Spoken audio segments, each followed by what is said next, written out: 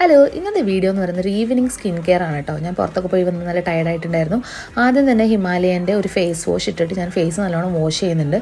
ഇത് ഡ്രൈനെസ്സിനെ പ്രിവെൻറ്റ് ചെയ്യുന്ന കുറച്ച് എന്താ പറയുക മോയ്സ്ചറിങ് ആയിട്ടുള്ളൊരു ഫേസ് വാഷ് ആണ് കേട്ടോ.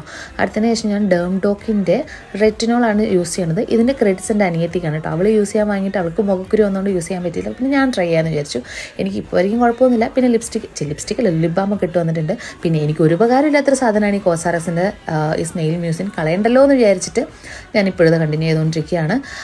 അതൊക്കെ അപ്ലൈ ചെയ്തതിന് ശേഷം പിന്നെ ലാസ്റ്റ് എൻ്റെ മോസ്റ്റ് ഫേവറേറ്റ് സാധനം പോൺസിൻ്റെ ഈ ഒരു മോയ്സ്ചറൈസറും തേച്ച് ഞാൻ എൻ്റെ ഈവനിങ് റുട്ടീൻ സ്കിൻ കെയർ അങ്ങോട്ട് അവസാനിപ്പിച്ചിരിക്കുകയാണ്.